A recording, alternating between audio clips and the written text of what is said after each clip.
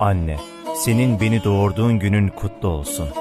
Sen tutkunsun, ben sürgün. Hiç aklımdan çıkmıyorsun ki gelesin. 1662 gündür her geçen günümü sürgündeki son günüm diye sayıyorum annem.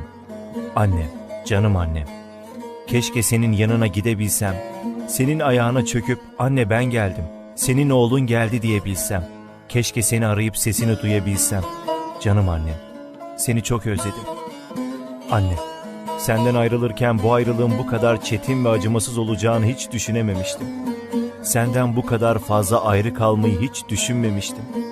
Ama hayat çok acımasız olabiliyor.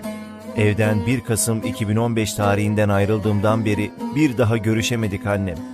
İletişim çağındayız ama telefonda dahi senin sesini dinleyemiyorum. Hayatta olmana rağmen sesini duyamıyorum. Çiçek alıp yanına gidemiyorum. Annem, halin nice diye soramıyorum.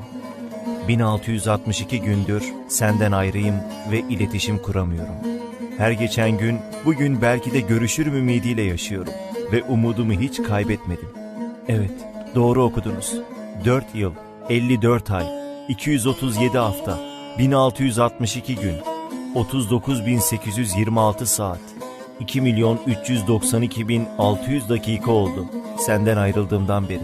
Zaman durdu benim hayatımda. Evet, babamdan da bahsedeyim. Babam, benim Türkiye'de eğitim aldığım için Haziran 2016'dan beri Çin zindanlarında. Durumunu bilmiyorum. Babamla hiç görüşemiyorum. Doğu Türkistanlı olmak, ailesi hayatta olup da görüşememek, sesini dahi duyamamaktır. Ailesi acı çekerken seyirci kalmaktır. Elinden hiçbir şey gelmemektir.